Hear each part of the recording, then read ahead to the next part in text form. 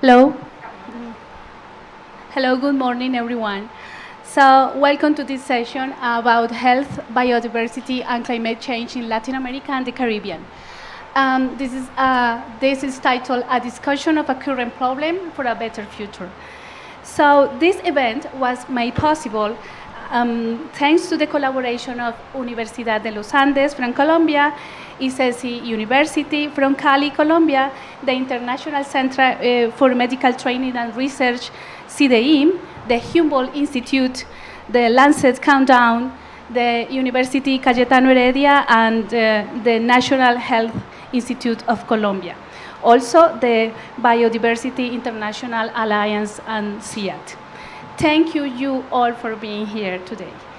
Today, the goal of this session is to encourage the discussion on the importance of connecting these topics, health, biodiversity, and climate change, on the importance of connecting these topics and promoting interdisciplinary research. We will begin with the presentation of Camilo Barrios and Juan Sebastián Hurtado. Welcome. Camilo Barrios is a research specialist in crop climate interactions and crop modeling. Camilo leads the agroclimatic modeling team at the climate action area of the Biodiversity International and CIAT Alliance. He holds an agronomy degree from Universidad del Valle in Colombia and a master's in agricultural sciences from the University of Tokyo. Juan Sebastián Hurtado is a medical researcher at CDIM, at the Biostatistics and Clinical Unit. He specializes in health systems management, and he holds a master's in epidemiology. So welcome to both of you. Let's start the presentation. Thank you, Jenny, and good morning, everyone. So, good morning. Thank you very much for attending this section. As Jenny mentioned, it's a section in which we want to discuss about the relationship between climate conditions, especially we will talk about climate variability and the impact of human health. So this is a critical issue that is affecting the human health worldwide, and especially in Colombia, which is a country that is commonly affected by extreme climate events. Let's say events like drought, flood, and heat wave, and most of them are caused by El Niño and La Niña phenomenon.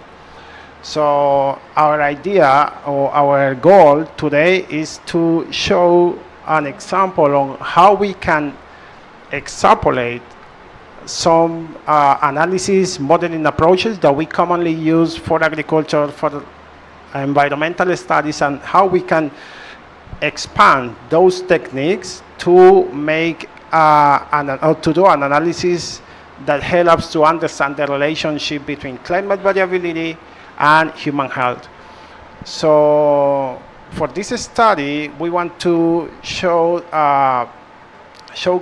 an analysis that we did to understand the correlation or the relationship between extreme climate events and malaria incidence in Colombia. So briefly, our methodology starts with the data collection. So here we collect data from different sources.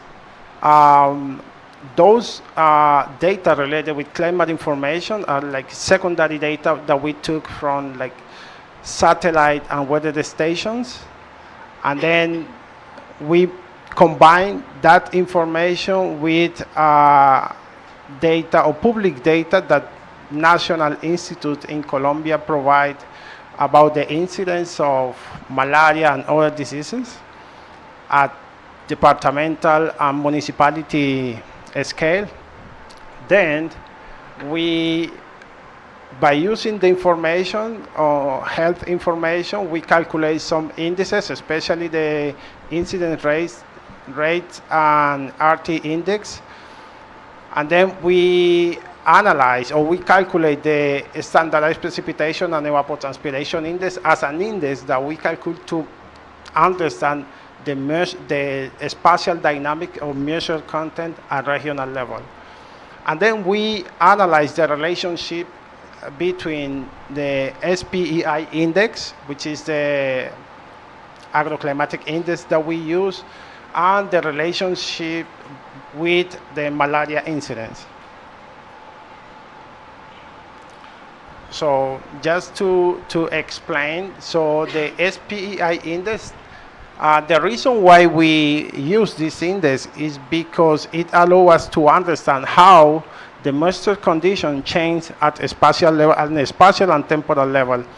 And it's an index that helps to understand not only the moisture condition, but also the intensity, how the moisture conditions are changing, if it's drought, if it's wet conditions. That's why we use this index. We can use other indices, but for like other experience that we had analyzing the impact of climate variability on agriculture, it gave us a good understanding on how the moisture conditions change at a spatial level. Perfect. Of the continuum of the information that have the relationship with the SPI index of the climate variability and conditions that explained Camilo, we have the ERT index. The RT, we know in the COVID-19 is the factor that know what is the real transmission in the specific diseases in a specific territory and the affections the specific population. So in this case, for this study, we use the RT index for identify what is the characteristics of the climate variability and the condition and the factor risk relationship with the condition of the climate. In the specific, the RT index took the information of the virulent reproductive number as a measure for transmissibility during outbreaks. And so, with the use of the index, estimate of the determining if the outbreak is growing and the RT is more than 1, or declining is more than 1, and the rate change. With this information that allow to see, we have of the variability and the condition and transmission of the diseases in specific conditions. For example, in condition of the variability climate. And finally, this information guides and the different territories, nations, or countries for design, monitoring, and adjustment for the control measures in the real time and to take decisions for strategies and stakeholders. We have a timeline and the period between the 2014 and 2024. And in this time, we collect information for the secondary data of the surveillance system and the public health in Colombia, Instituto Nacional de Salud, National Health Institute. And with this information, we can see of the 3 most important peaks of the increasing cases of the malaria. The first peak is between 2016 and 2017, and the next peak is January 2019 and 2020, and the last peak is the current outbreak that have in this moment in Colombia. We have a recurrence of the new cases of the malaria in specific zones, in different zones in the Colombia. It's very important to identify what is the real characteristics that show in this specific behavior in Colombia. So for the analysis, we took the information of between 2023, January, to June 2024. In respect of the end characteristics for the analysis data, we have the more clear information that in different species of the Plasmodium falciparum, and Plasmodium vivax, we have the behavior that is very important for taking information. So the more affected population is to male. We have 56% and 60% respectively. and overall 58% in specific for the male sex. We have the more affected population in the urban area. That is very important too of the circulation and the chain of transmission in a specific urban area. We have the more factor, risk factors that have a continued transmission on the populations, and the more affected condition by ethnicity, indigenous people have the 26%. Other data that we have very important is the lethality is more than less 1%. For the consideration respect of distribution of the different conditions that have of the transmission and the infections of the number of the cases, we have the rate of the incidence rate, 100,000 people population. We have the specific zone effect of the coast, Pacific coast, Orinoquia, Amazonia, is zones with the high number of cases. The incidence rate is higher respect to other zones of the country, in specific of the zone Andina or Area Andina. This has different departments that the condition of the transmission and infection is more than less of the coast, Pacific coast and the Orinoquia. And for the results, and specific for the behavior, we have and the considerations of the Pacifico because of the half of the higher number of cases of the malaria respect of the whole country. So they took the information of the June 2015, June 2016, and we have information of the January 2023 and June 2024, because we have the higher rate for incidence and rate for 100,000 people incidents. We have a change on the behavior respect of the timeline that is more higher characteristics and condition for the transmission infection and the risk factors. So here, it is good to remember that during 2015 and 2016, we experienced, or we have, like one of the most intensive El Niño phenomenon that affect Latin America and Colombia in particularly. So 2015, 2016, and 2023 were years where we experienced drought conditions, high temperature, high solar radiation. Just by doing an exploratory analysis, we saw that for those years, the peak of malaria incidence increased. So then we started to ask, okay, let's analyze, especially for those periods, what happened, and especially what kind of relationship we can identify with those like malaria incidence rate indices or values and the drought condition that happens on those specific periods. So this is an example on how the SPEI index behaved at a spatial level in 2016. As you can see, this is the Pacific region, especially we are focused on this area.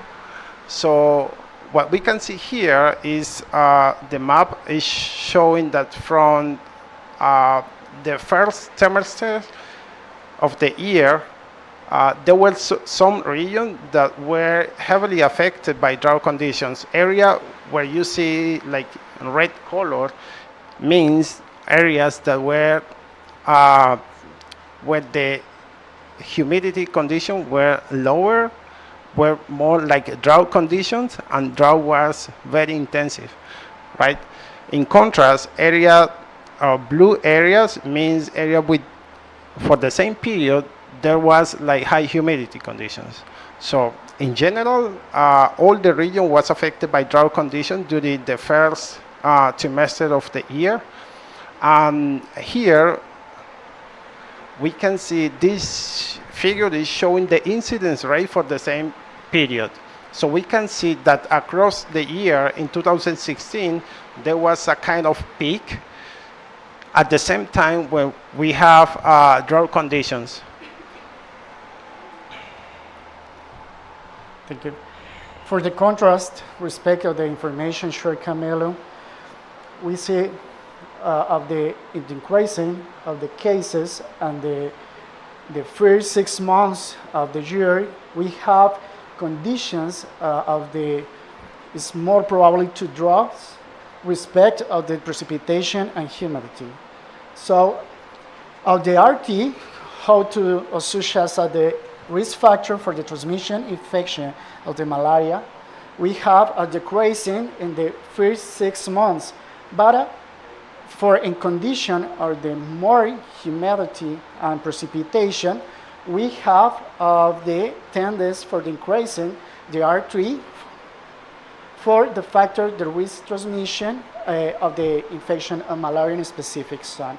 So have the contrary condition respect of the increasing number of cases, respect of the droughts, more higher temperatures, the previous slides of the number of the cases increasing in the 6 first months, but of the condition of the transmission and the risk factor of the condition for the transmission is lower respect in this time, but and the condition for the precipitation and the more humidity in the specific territory, this is a Chocó department, we have the risk transmission is more higher than the first 6 months in this year. Thank you. So here we are showing the case of what happened in 2023. Basically, in this year, especially part of the second trimester and the second semester of the year, most of the region in Chocó department were affected by drought conditions, especially in the central and northern area of the department. And during that period of time is when the number of incidence rate of the malaria increased as well. So, yeah. It's very important to say that it's onset by symptoms for identify cases of the diagnosis between of the probability to the one person onset by symptoms and the consult, but required take care. So for identify characteristic in a specific condition by the climate variability, we have the framework of this in the last 6 months in the specific 2023 years, we had increasing of the number of cases by onset of symptoms. The next slide, thank you. And the RT is established in the first 6 months, but we have the decreasing of the number of the RT, such as the factor risk and the risk factor for the transmission infection in the specific zone, Chocó, that's Camilo. And we have the relationship between of the last months in this year, we have of the drugs is more than less of the May, June, and July, for example, the higher drugs and more higher temperatures in this condition. So we have a decrease in the number of cases in this specific time, but the RT is decreasing such as the factor, the risk factor for the transmission infections in the specific zone. But the relation and the humidity and precipitation is more higher in this specific period of the evaluation in the study data. So before moving into the conclusions, I would like to mention that we conduct the same analysis for other regions like Santander, the central region of the country, that are regions that, based on the statistics or based on the historical data, have been affected by malaria incidence as well. So we bring this case of what we identify for the Pacific region, but only to let you know that we conduct this analysis almost as a spatial level. So there are three specific conclusions that we want to share with you. One is related with the analysis of the climate information and malaria. So basically, there is a potential link between what is happening in terms of climate variability and malaria cases in Colombia. So it is important to try to explore not only how precipitation changes, but also other variables. For example, temperature, solar radiation, humidity. So apparently, these analyses are showing that there are like a good correlation when drought or humid condition change and how malaria incidence increase. But it's important to keep in mind that it's not the only cause, right? So we don't want to sell the idea that drought or humidity condition are like the main driver of malaria incidence in Colombia, but it's one of the potential factors. So, but we need to consider others. So the second conclusion is about the spatial and temporal patterns. So we see heat maps and temporal trends identify high incidence areas in the Pacific region with cases, as I said before, there are some regions where drought conditions increase and malaria incidence decrease. But it's important to continue studying the spatial pattern in other regions before to have like a clear conclusion of if there is a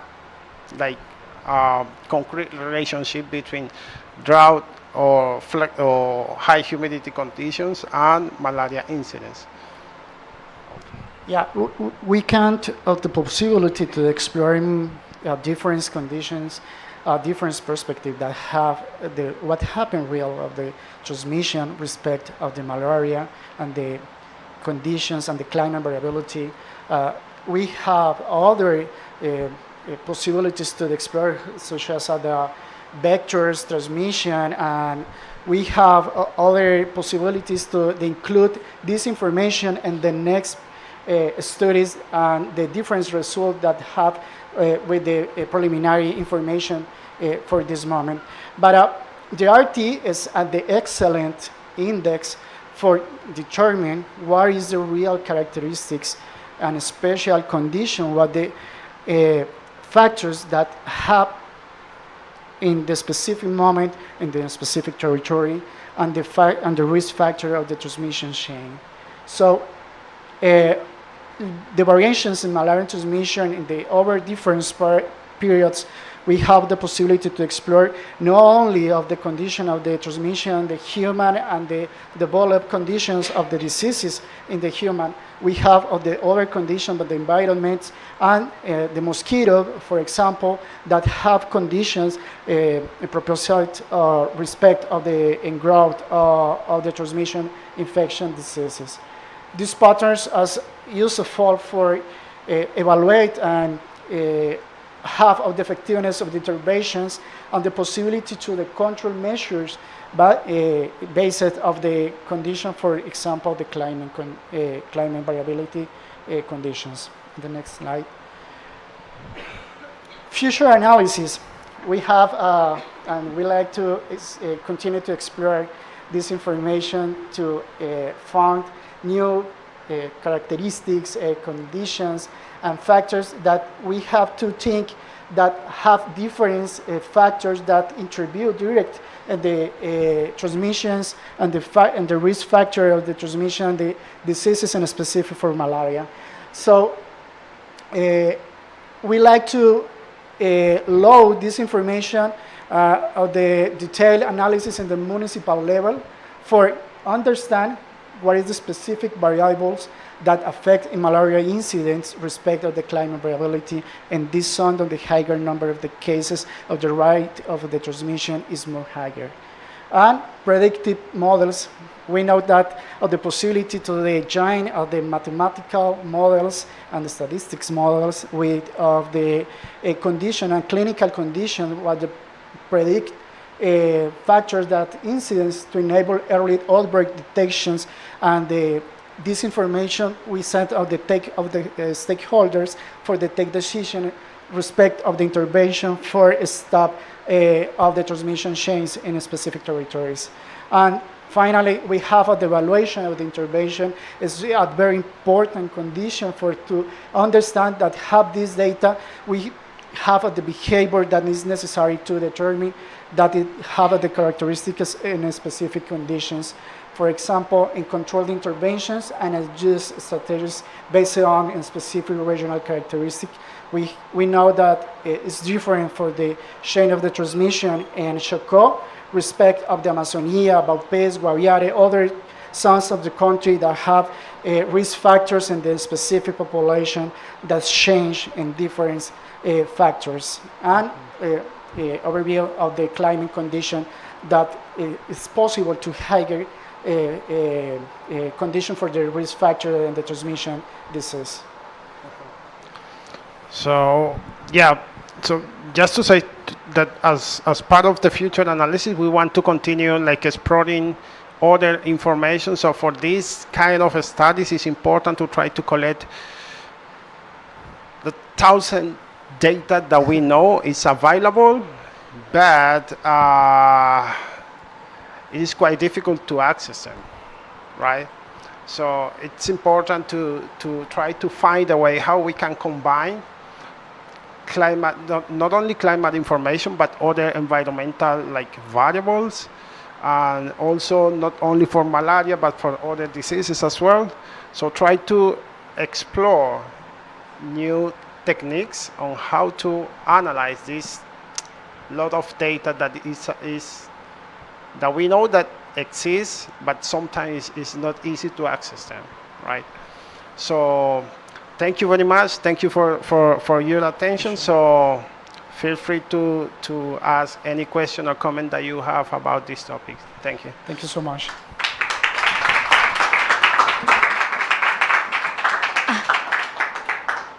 Thank you to our presenters for their insightful contributions on the study of infectious disease and climate variability.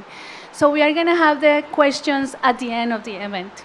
So now we are going to move, we are going to have some panel here about health and biodiversity and climate change. So let me introduce you the panelists. So first of all, Nicolás Reyes Amaya. Welcome, Nicolás. Nicolás is the curator of the mammal collection at the Humboldt Institute. He is a PhD in biological sciences with a focus on evolution from the Universidad Nacional, National University of Córdoba, Argentina. And his work is dedicated to fostering institutional cooperation to generate and integrate ecosystemic and animal health information within the One Health framework. Welcome, Nicolás. Thanks. Okay. Next, we have Ariel Diaz. Ariel is the Executive Director of the Global Council for Science and Environment and leads the Working Group 2 on Climate Adaptation for the Lancet Countdown on Health and Climate Change in Latin America. Ariel has a PhD, is a PhD candidate in Climate Environment and Health at Columbia University's Department of Earth and Environmental Sciences. Welcome. And we have also Camila González. Camila is from la Universidad de los Andes, Andes University, as the director of the Department of the Biological Sciences, and she is also a biologist with a master's in environmental biology and a PhD in biomedical sciences from UNAM. Camila conducts research in disease surveillance, disease ecology, and climate change at CIMPAT at Universidad de los Andes. And she is also an associate research at CDI. So welcome to our panelists. So we are going to have like two rounds of questions here. The first round of questions is about the the challenges for integrating data, and the second one is about about the interconnections between biodiversity, health, and climate change. So let me introduce myself. I am Jenny Ordóñez. I'm a PhD in Population Health Sciences and Epidemiologist from la Universidad ICESI from Cali, Colombia. So, sorry, I forgot to present. Yeah, we also have online Yandra Managon Rojas, which is a physician and surgeon with a PhD magna cum laude in public health. Yandran, for over 7 years, he has led the Environmental and Occupational Health Research Group at Colombia's National Institute of Health. He is also a university professor in environmental health and public health programs. So welcome, Yandran. Excuse me. So, give me a second. Okay. So thank you all for being here today. Let's start with the first round, which is about the challenges on integration data from climate, health, and biodiversity.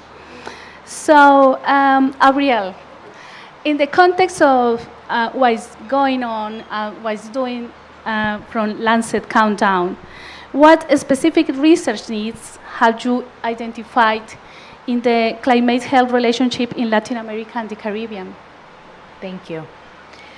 I think one of the biggest things that we see is the need for data collection and data sharing and more cooperation between not only national and international collaboration, but national and local governments.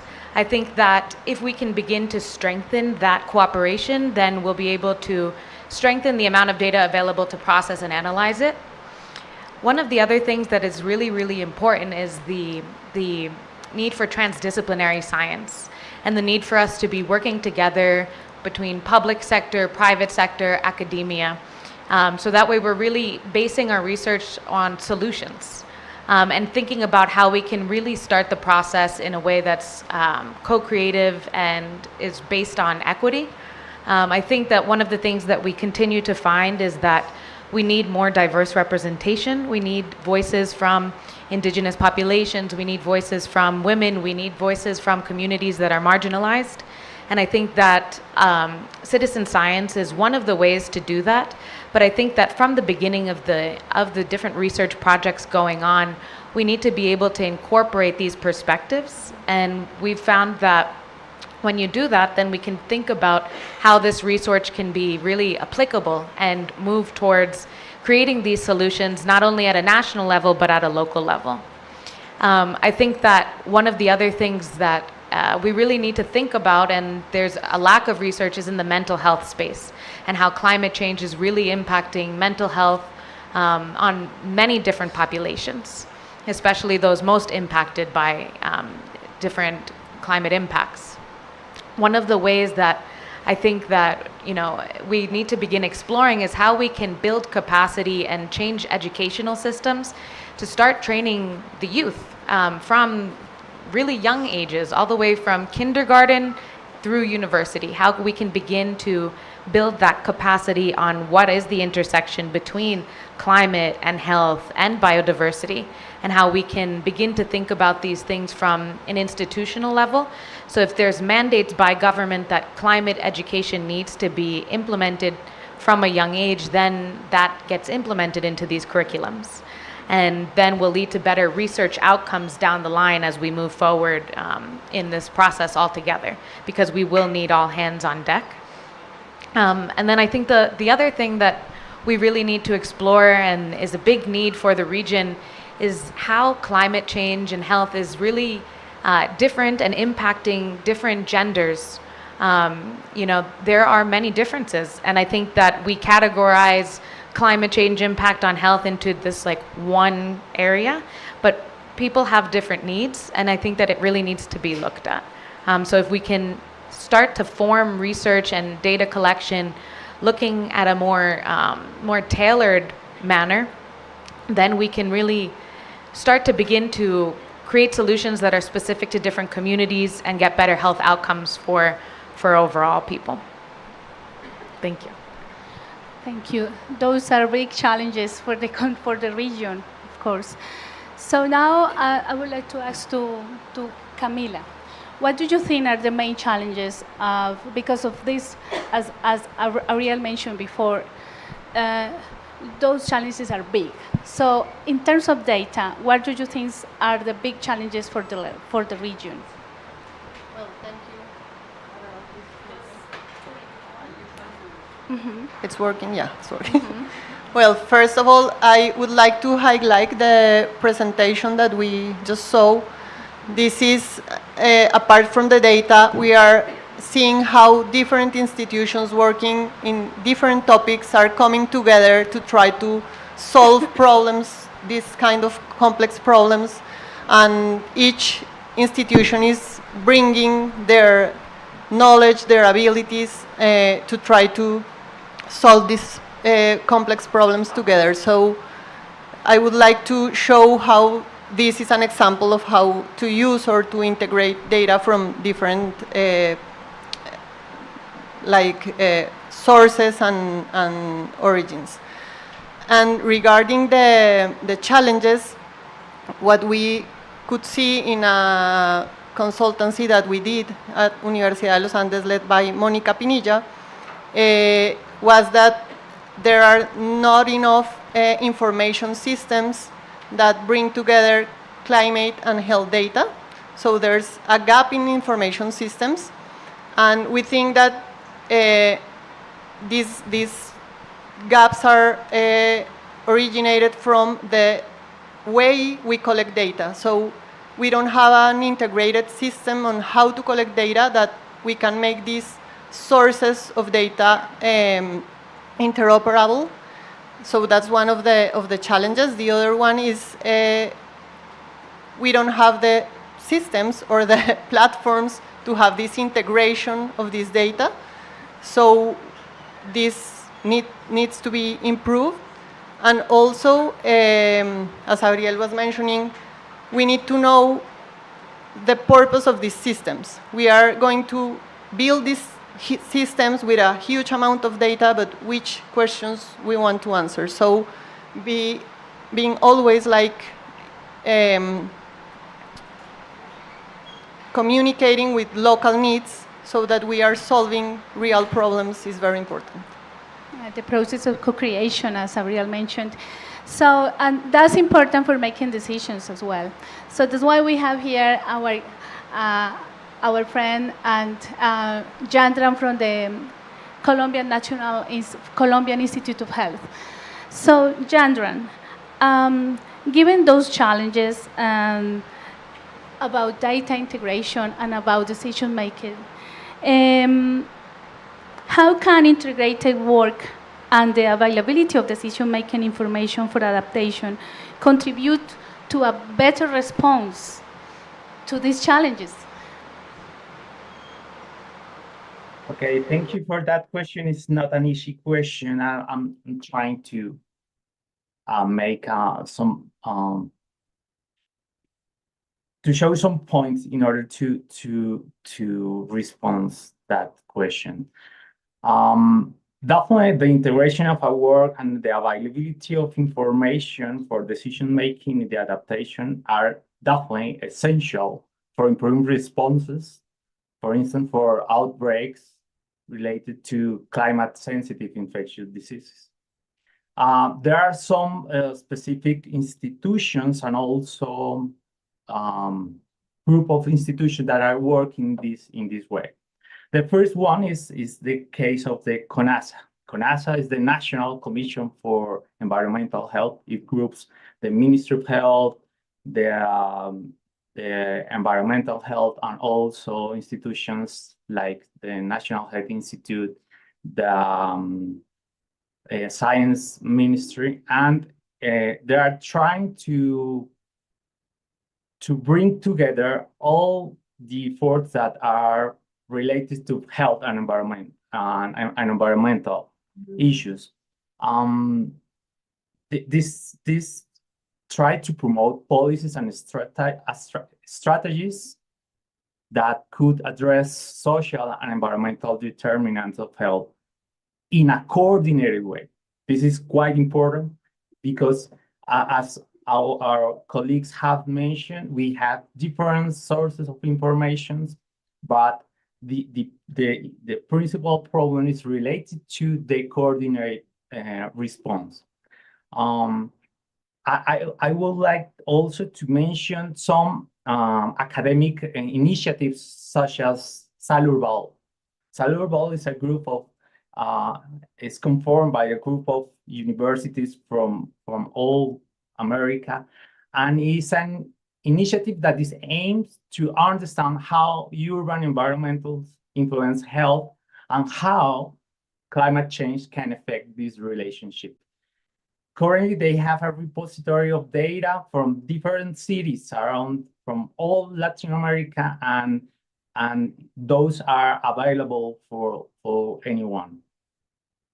And finally, we expect that by the end of this year or of the beginning of 2025, we will have the integrated policy for environmental issues that is called the PISA, and also the National Health and Environmental Information System, which is called in Spanish SUISA. This is another crucial tool that could improve this collection and data analysis related to health and data.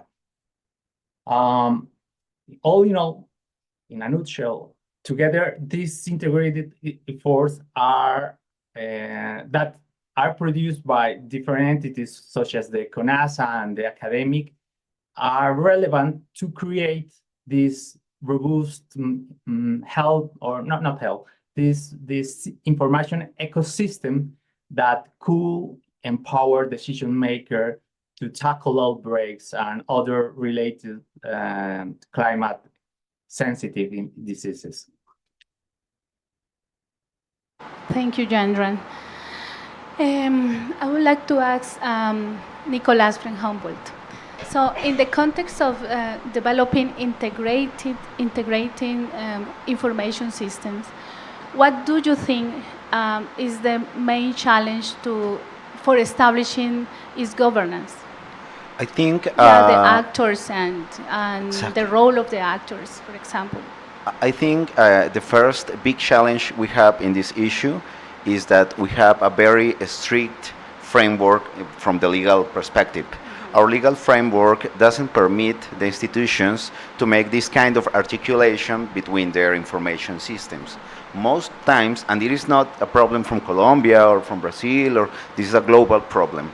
Most times when institutions try to make this kind of articulation, they feel that they are going beyond their legally established functions. So we need a more flexible, or even not flexible, but developed legal framework that tell the institutions they can make this kind of articulation. Most times they are afraid to send or put in disponibility this kind of data. And this happens especially with the productive sectors of agriculture and human productive sectors. Maybe the environmental sector is a little bit more fluent in this way. And from the governance perspective, the thing is that this kind of articulation schemes involve a lot of institutions and key actors, because the phase of information production, the phase of information analysis, and even the phase of the use of this information involves the academy, represented by universities and research centers.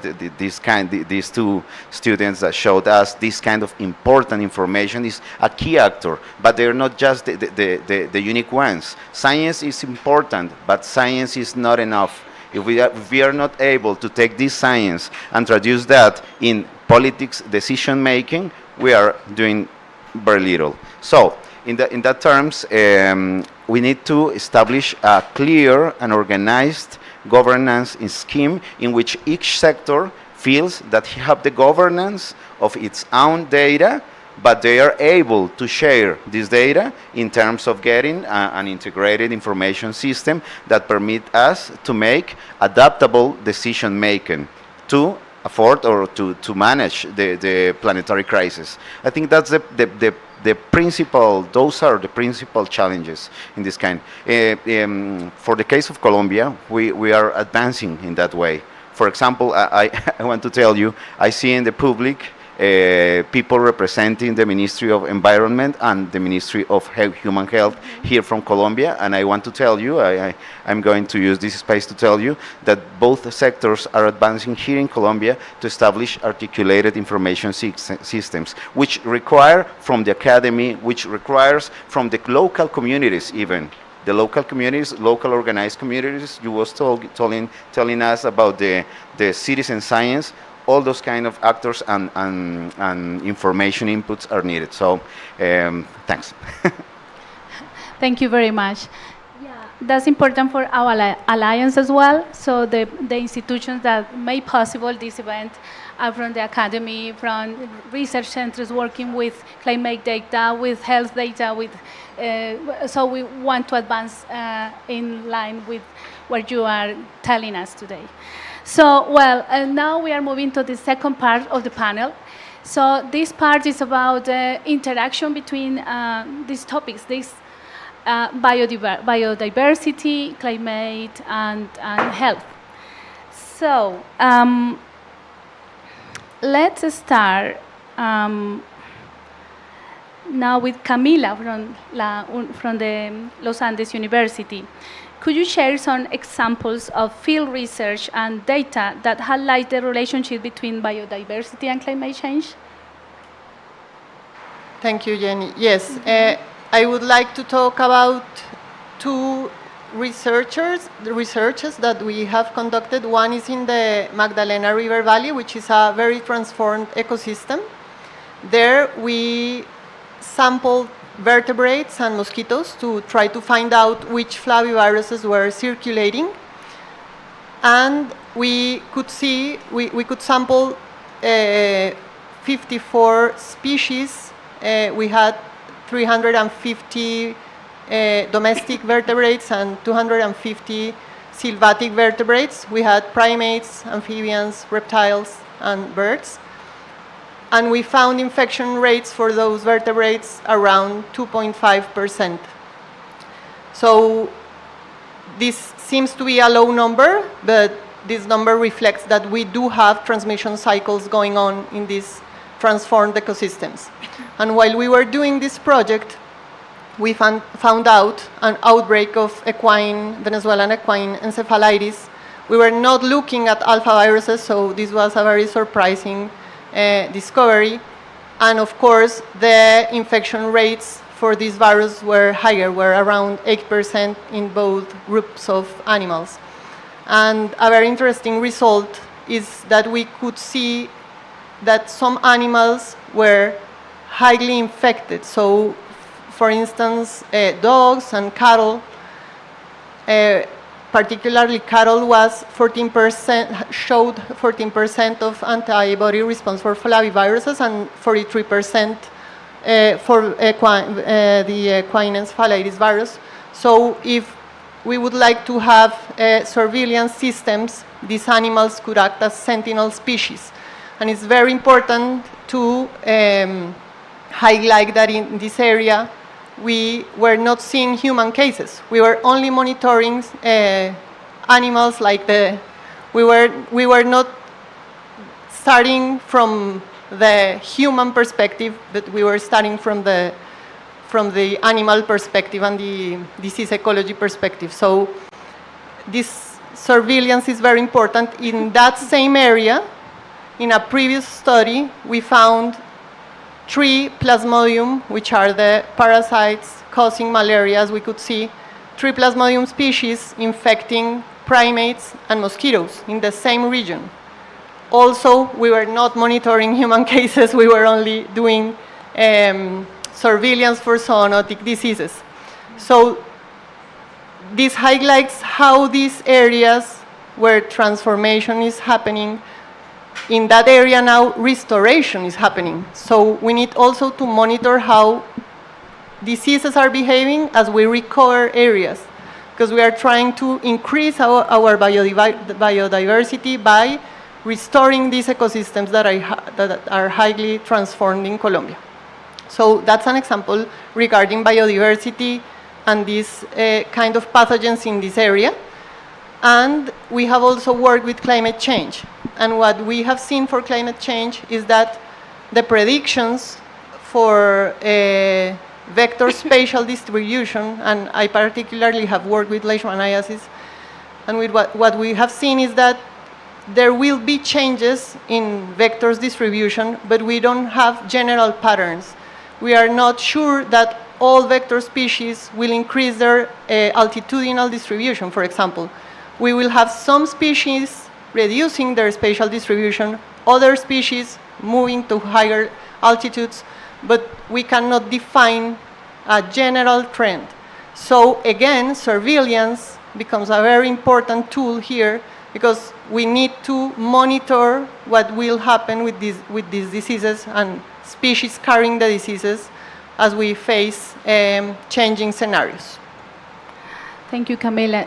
Now that we are speaking about surveillance systems, I would like to turn to the Colombian Institute of Health. Jandran, I would like to ask you like a couple of questions about surveillance systems.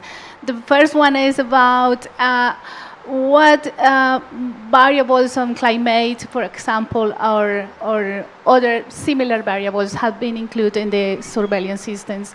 And what's the future of the surveillance health system in Colombia? And how can we improve the utilization of those data? Well, definitely the integration of these data sets, different sources of information, are crucial for decision making in these responses, integrated responses to climate sensitive diseases. Currently at the National Health Institute, we have the CGIAR, which is the National Surveillance Systems for Public Health.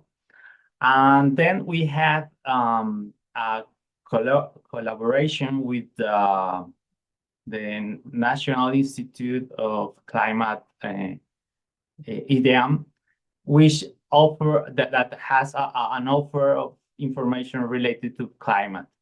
At the CONASA, this Commission of Environmental Health, this offer these sets of information that are currently public, and there's some initiatives between the government in order to offer in order to have a better understanding of infectious diseases associated with climate variables.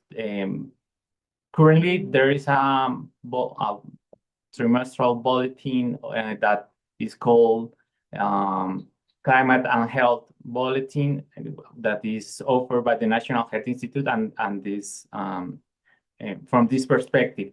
But I also want to call the attention on this PISA as a strategic framework, because it's not only the data that is available for health, it's data also that is captured by the other sectors. In this sense, this PISA provides a comprehensive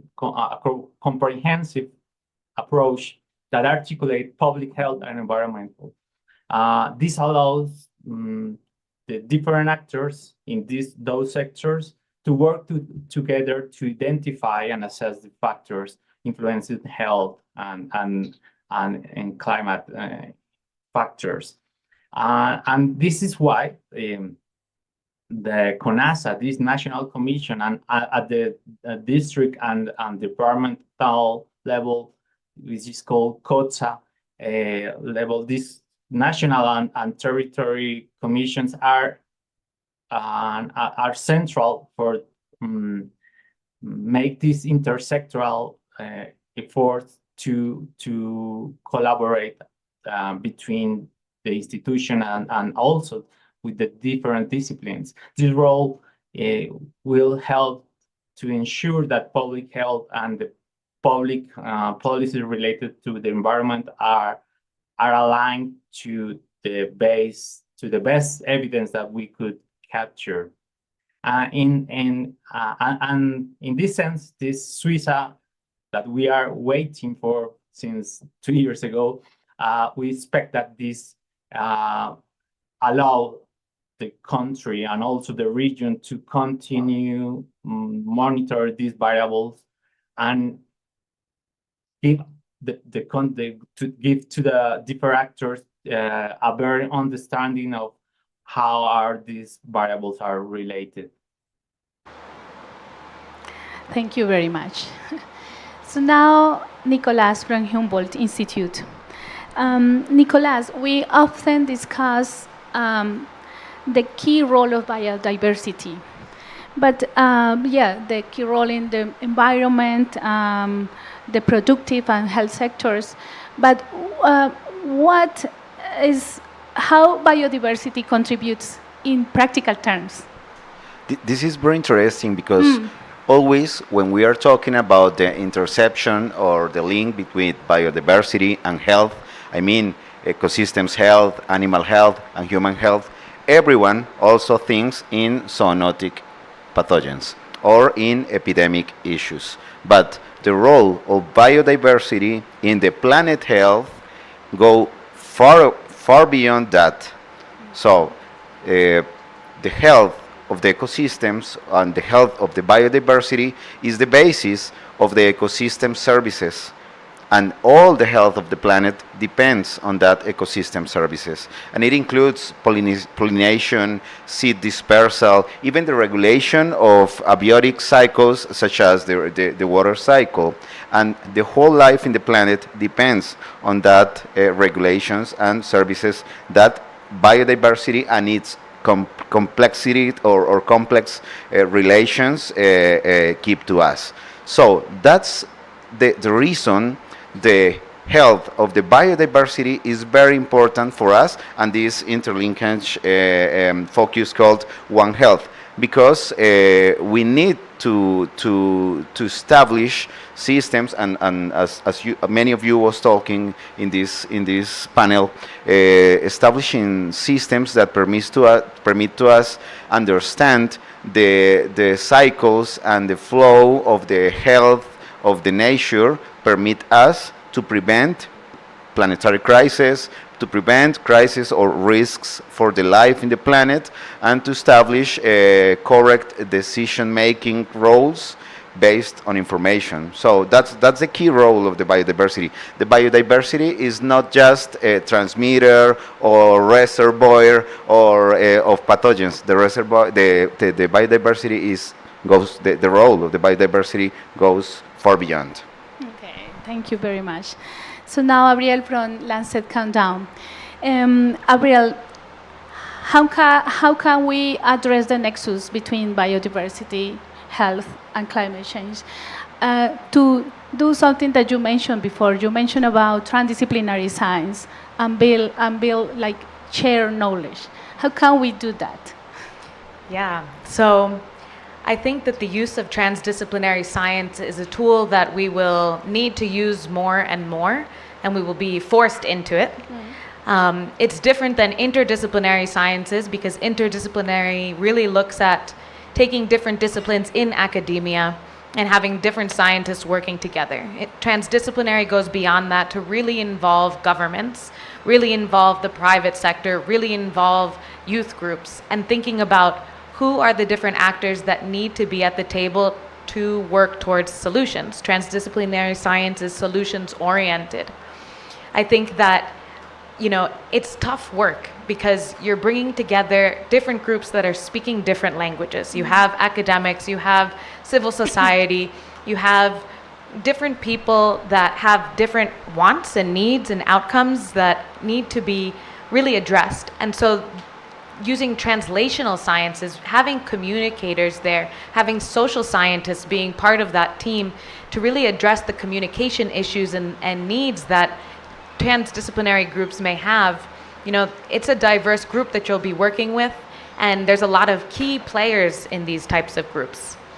I think that the foundation of transdisciplinary science is trust. I was talking to one of our board members a few weeks ago, and her name is Valerie Ludwitz, and she's a professor at the SUNY College of Environmental Science and Forestry. She's a strong proponent of heart-forward science. And what that really means in very simple terms is how can we use our heart and how can we move forward thinking about how we're going to impact the world in a positive way together. And we're stronger together when we do that. I think that for academics, you know, we really want to be able to produce the best science. It takes time. And sometimes, you know, we may not feel that we can say something because we don't have all of the results yet. But we're working right now at a time where it is critical that we are taking hypotheses, testing hypotheses, and really working hand in hand with communities, local governments, national governments, and regional to work together to start testing these ideas and working towards solutions. I think that one of the other key things for the transdisciplinary science, again, I'm going to hit on it, is this communication. But how are we communicating results to the public? And what is the public? The public is many different things, right? You have so many different people represented in the general public. And so how can we be tailoring the science and these solutions towards different communities, and how can we really be relating that so more people can get involved and be agents of change? Very inspiring. To wrap up this round, I would like to argue like the same question for each of you. Just take a couple of minutes to answer. So this is about what do you believe is essential to discuss the relationship of climate, health, and biodiversity in this kind of events like COP16?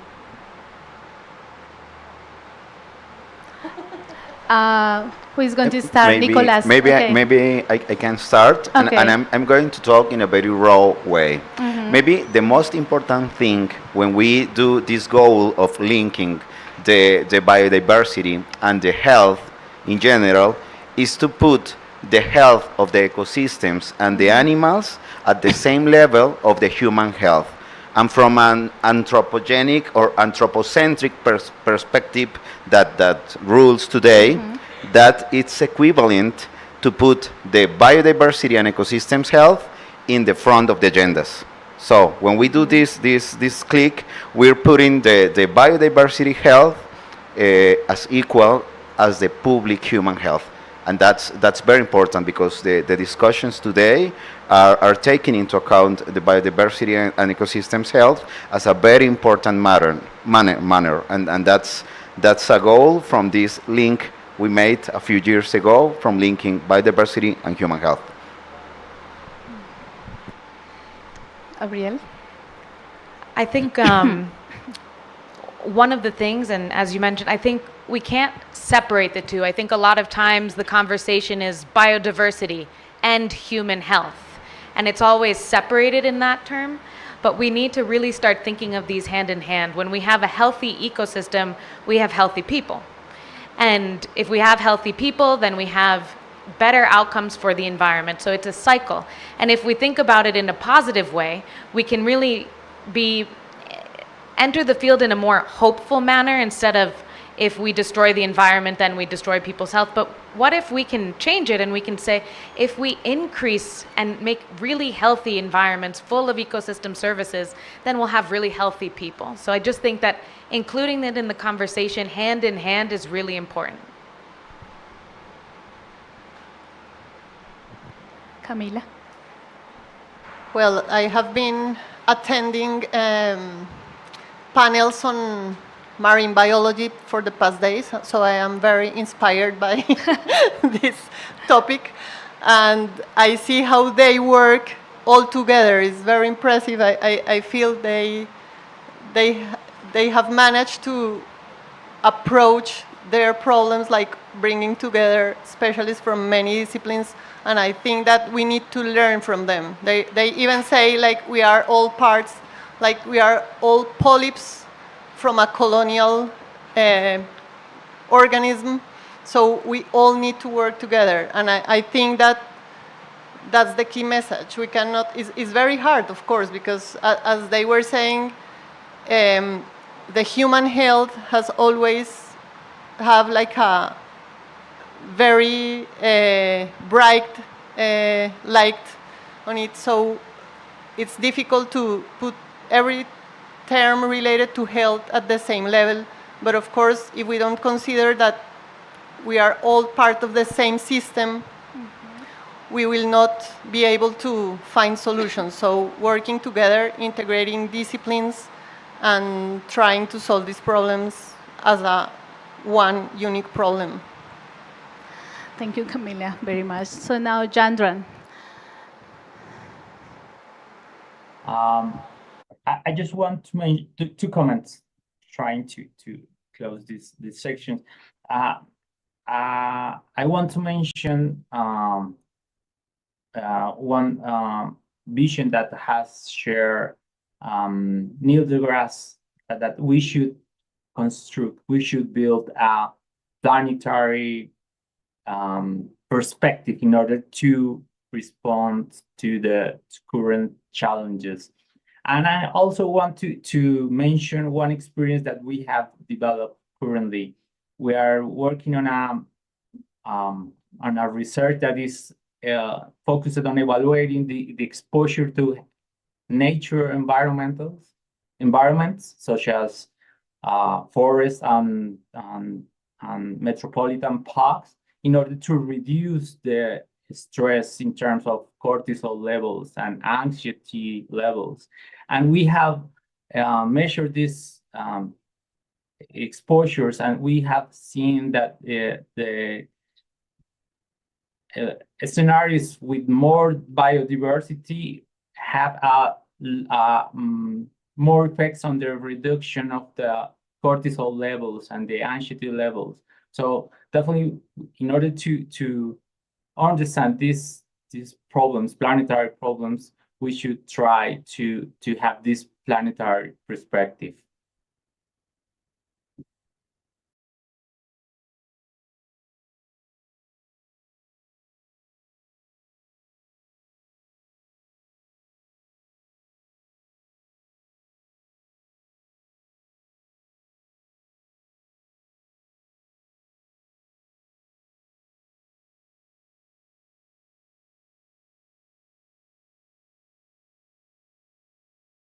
That there are a lot of work ongoing in the country, in the region. We know that there are a lot of scientists working on data, and they already know what are the challenges. So, but what we do, as I can like summarize now, is that we need to work together and to work with the communities that are affected by climate change, for example. So yes, there are a lot of opportunities. That's why our alliance, I need to say again that our alliance is made by different institutions: Universidad de los Andes, Universidad ICESI, CIAD Biodiversity Alliance, and Humboldt Institute, the National Health Institute of Colombia. So we want to foster that conversation in that line. So thank you very much. So before going on the next part of this event, and I want to tell you that tomorrow we are going to have an event in the green area, but not the green area, the Humboldt, the Casa Humboldt. So we have the information here, but you can approach us and ask if you want to go. It's a free event. We are going to speak about these same topics, and you are invited to a small cocktail, some cocktail or something like that, and we also have some cultural activities there. So we are pleased to invite you.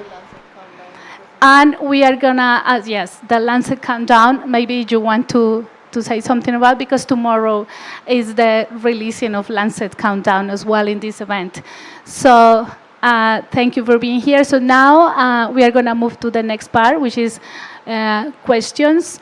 So if you have some questions, please feel free to raise your hand and ask something about the first conference we had about malaria and climate variability, or about any topic that we just had the conversation.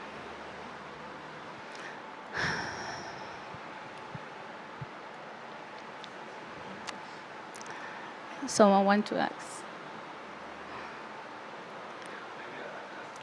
Yes, please.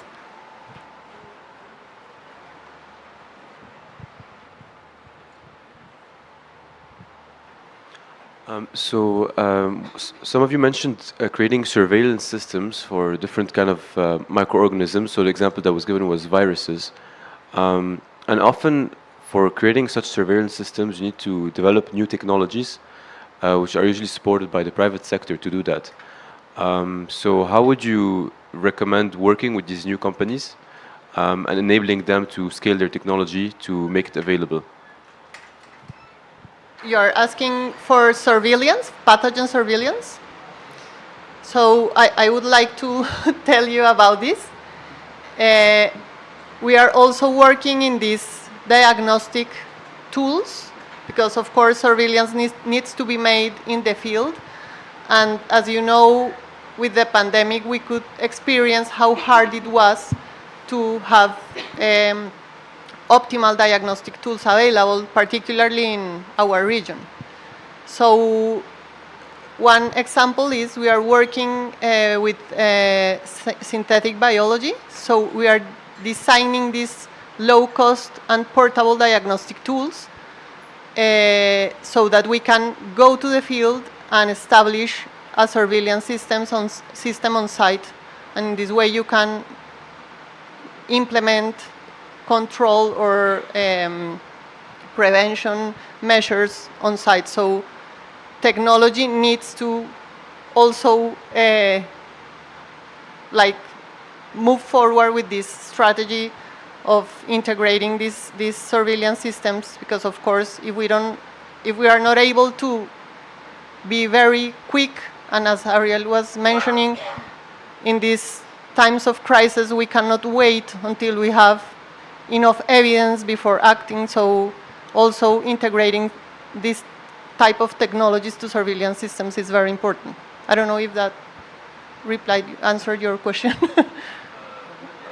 And Juan Sebastián. In Colombia, we have the growth system for the surveillance system.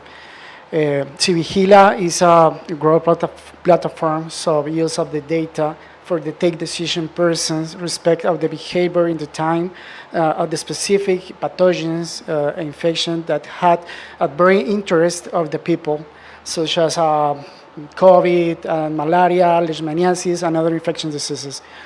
So this information, we took this for explore different conditions for the risk factors, for example. And how this information we change and we allow to make a new models of or use of the data for respect different consideration and specific for a dashboard, for example, that we can to take decision for identify what is the factors in real time respect of the behavior in specific infections. And for other hand, we have the other tools. For example, in the COVID-19, we developed in Colombia very strategies and tools for the quickly information and take decision actions. And these strategies and of dashboard and tools that integrate of the National Health Institute, we allow to a different departments or make decision person respect of the more assertive condition for the interview, respect and the characteristics, qualities and factors that intervention in specific diseases. So of the data in Colombia is very lot respect of the specific. We have of the information, the 2014 almost, and the current, and we have to process this information for retrospective analysis and prospective analysis, and use this information for make a new models for the take decision for the prospective models, for example, and other tools that have the take decision person for use of this data and respect on the specific infections. Maybe. I just wanted to comment about an approach that's being used using wastewater and metagenomics to screen for a vast array of potential pathogens so that you know where to focus your efforts So that's, the technology exists and it can be done, but it needs to be implemented. Okay, thanks.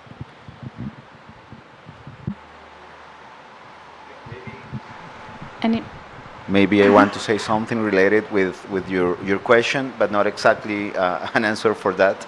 But there's something I think it's important to be said here, and is that after the COVID-19 crisis, everyone, COVID-19, COVID-19 a crisis, everyone wants to do surveillance. Every university, every research group, every sector, every institution want to have its own laboratory, its own equipment, its own team, and that's not bad, because we mentioned here, a general surveillance system, articulated surveillance system, needs from a lot of key institutions and sectors. But we need to articulate that information, because something that happens in the real life now is that some academic institutions, for example, and not just academic institutions, but some institutions develop those kind of surveillance, but the results are known by the national authorities in human health, for example, when the paper comes out. But this is a human health issue. We need to know that in real time, every sector, and especially the human health, for example. And that's something I want to you, or everything and everyone here, to take into account in this kind of new increasing interest in making surveillance systems everywhere. And that's not bad, but we need to articulate them.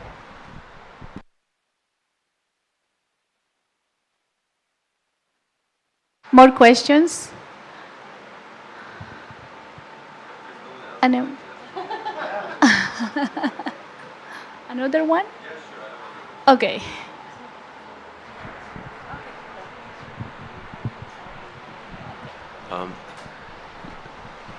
Yes, so since there aren't any other questions, there was something that I was interested in. I want to take the opportunity to get your opinion on that, because in my case, I work for a company that's really focused on creating diagnostics for soil life, but also plant diseases.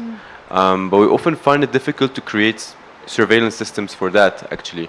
And also, being at the COP, I find it quite surprising that there was also less events about soil or agriculture as well. So I just wanted your opinion on that, and why is that the case? I think Camilo is the one. Yeah. Thank you.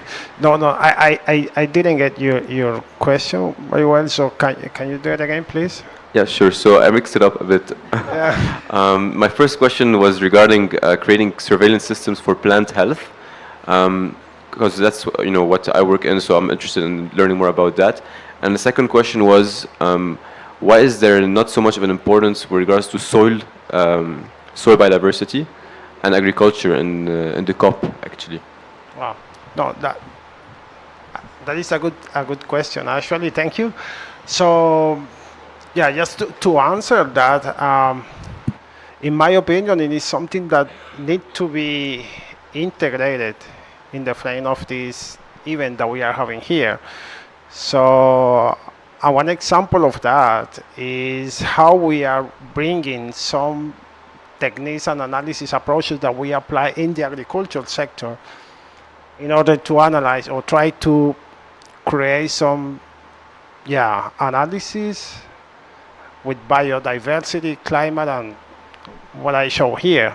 So actually, when we were discussing with my colleagues about how agriculture can be, how we can learn from what we are doing in agriculture in order to establish the relationship between climate and health, we discussed, for example, how rice environments have some relationship with human health and ecosystem health.